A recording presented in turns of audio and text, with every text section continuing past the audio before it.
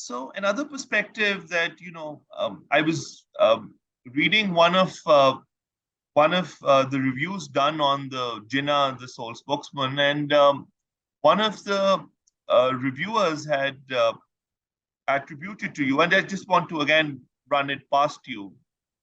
Maybe that's one of the interpretations of what you've written in the book, is that Indian National Congress, national level leaders in the Congress like Nehru and Patel, right at the cusp of the partition, were more interested to partition India and perhaps even Punjab and Bengal than Jinnah was. Can we sort of I mean, yes, I mean, that's exactly the point, that in order to gain power at the All India level, and that too, I mean, despite all the talk about a united India, they were more interested in getting power at the All India level than keeping India united. So rather than share power with Mr. Jinnah, the Congress preferred to divide. So it was a decision by the Congress High Command. So, I mean, right. So partition was forced. I mean, Jinnah, as I said, Jinnah always made a distinction between the Pakistan demand and the partition of the provinces. He kept saying, don't confuse it. And don't also forget to remind your viewers that Mr. Jinnah, after the June 3rd plan, put forward a demand for a corridor, linking the two parts of. So, I mean, he was not prepared to accept this as a permanent or final solution. He expressed his dissatisfaction. He tried until the very end to get the British, or rather a not very favorably disposed viceroy, to give him undivided Punjab and Bengal somehow. But he couldn't get it. And all he could get, as Mountbatten rather curtly said, that in Pakistan's case, we can either set up a nice and hut or a tent. And in Pakistan's case, we're setting up a tent. Now, tents, as you will all remember, tend to fold up very quickly. So it was not meant to be a long-term solution. And it was meant to fail. So on that point, that it was meant to fail, I mean, it wasn't deemed to be viable economically. It was not deemed to be. I mean, it was just seen to be an unviable state. Right, and of course, Pakistan did have a shaky start. It continues to have a shaky existence, as you are aware. I mean, so the question is that what I'm trying to say that this is not only because of.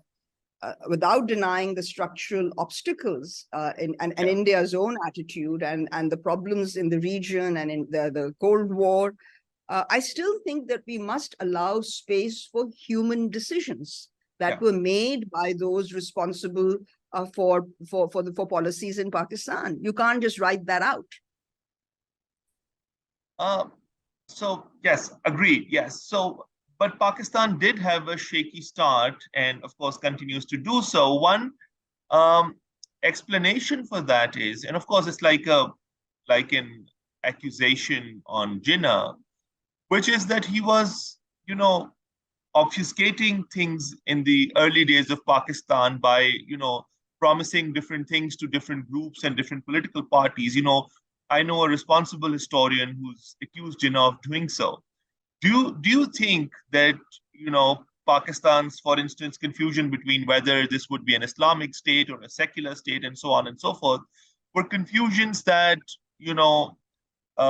came about because Jinnah was promising different things to different political, social, economic groups? I don't think that, the great Pakistani fallacy is that you want to either blame one individual for everything that's gone wrong with your history, or you want a messiah that will solve all your problems. I mean, this is just a lack of a historical consciousness. It's about time that you realize that things are not that simple. It's not that one man made all the problems for you, and so that you can dump it all on him and say, well, it's all Jinnah's fault. And now you want a messiah from somewhere who solved everything with one magic wand. That's not the way history works.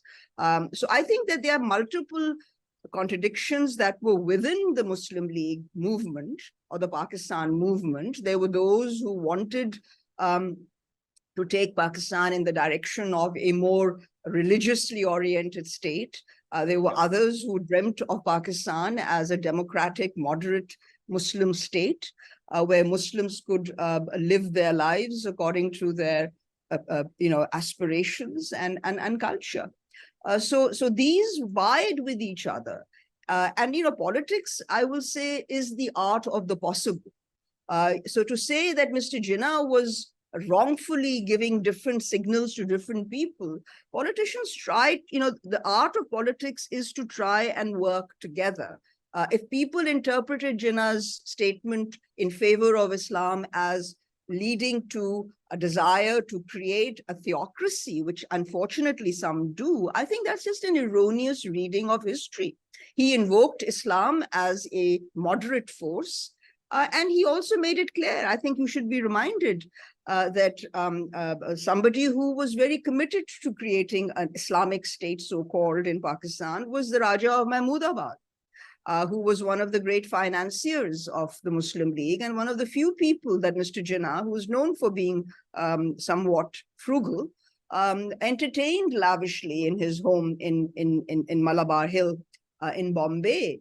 But despite Raja of Mahmudabad's insistence, Jinnah rejected his desire to commit, to get Jinnah to commit himself that Pakistan once created will be, he said it will be what the people of Pakistan or the representatives of Pakistan want. And then Nawab Bahadur Yar Jung also tried in 1943 to get the Muslim League to commit itself to an Islamic state, and he rejected it. Now to say that when he met people, he used Islam, and therefore Islam, because people cannot be analytical, meant everything, and no democracy. And I mean, I think that's just a fallacy of thinking rather than of the actual historical reality. Professor, on that note, so the secular community in Pakistan, or perhaps the liberals. I mean, let me also make it very clear that the other great fallacy in Pakistan is this presumption, totally erroneous, that there is a so-called secular polity that is somehow against religion. Now, religion and secular are not antithetical terms. Those who are anti-religion, and I mean, as you just open any lexicon in Pakistan, Urdu lexicon, and look up the word secular, and its meaning is given as la diniyat. Now, this is an erroneous, ideologically mischievous imposition of a term. Secular is not the opposite. Religion is not the, and secular are not opposite. The opposite of religion or anti-religion, there's a word for it, and that's atheist. Yes. So if you look at the history of secularism in Europe, those who advocated a secular polity were not against religion. Here I include Voltaire and many others. They were against the church fathers. In the subcontinent, secular was never meant to be anti-religion because, first of all, there was no church in Islam or Hinduism to separate from. So secular in the use of the term by the British or by even the post-colonial state was question of neutrality, that the state will not promote one community over the other. It will not favor. It will be neutral. That was the idea of secular rather than one opposed to religion. So I think it's time that people caught up with some history and some basic analytical terms. अभी तक समझ नहीं आप लोगों को आई तो the point is that is the real problem. Yeah. You're just going in circles and circles and circles and looking for fall guys. Jinnah is a favorite fall guy in your desperation because you've made a royal mess of yourself. But I don't think that it's that simple. When history is written in the long term of this particular period in your history, you're not going to get away. I mean, the people who want to blame Jinnah are not going to get away with it. I can assure you of that. So thank you for an elaborate answer, Professor. So do you think that, talking about Jinnah again, that, there was this suppressed, as far as, our history books tell us, there was this suppressed, downtrodden community in India United India, which were the Muslims not given their rights and so on and so forth.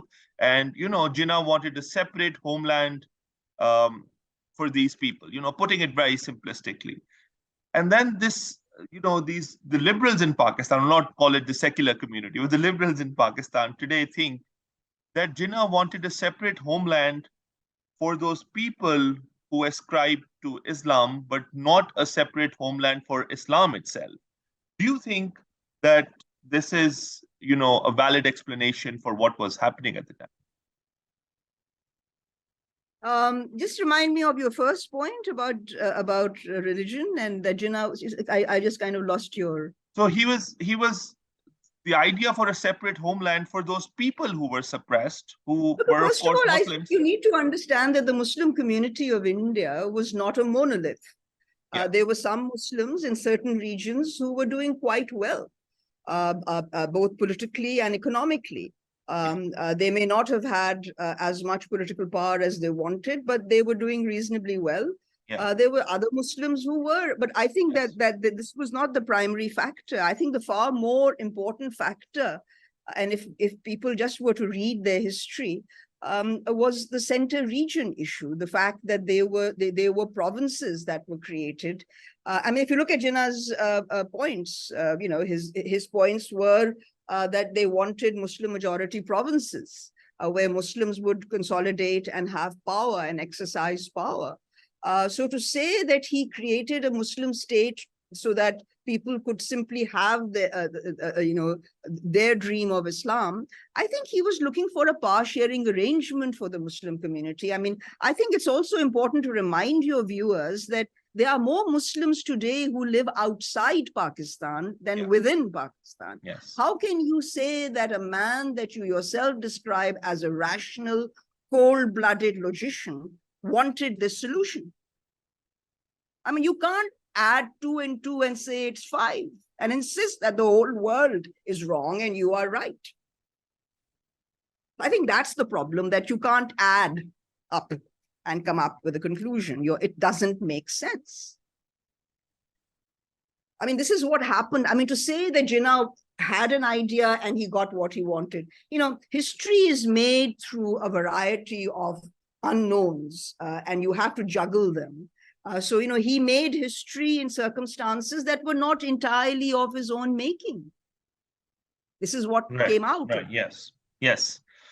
But do you also, from a purely administrative standpoint, comparing how, the early sort of India after partition was being sort of set up by the Indian leaders and how Jinnah was sort of setting up a state here, a newly born state here in Pakistan, do you think that some of those early decisions, like you said, that it's human decisions which ultimately matter? Do you think that Jinnah's early how do you sort of rate the decisions that Jinnah made? Want to argue that Jinnah's decision to hold a referendum, and I mean after the referendum in the NWFP and then the dismissal of the Khan government shows his lack of commitment to democracy. I think what people need to be reminded of is that it may not, I mean, the authoritarian dimension, as I argued in my book, Democracy and Authoritarianism, is built in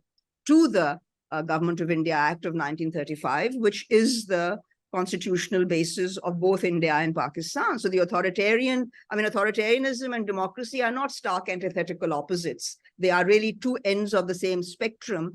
And in the battle for dominance and resistance, if you are, if there is a greater resistance, there is more democracy. And if there's more dominance, there's more, it's a constant seesaw process. So in that context, when he was still operating within the constitution. He invoked Article 93 to dismiss the Khan government, which had clearly lost the moral authority to govern. That's what the referendum showed, that there was a sea change in Pathan feelings after the 1945 elections, where they did vote for the Congress, NWFP Congress.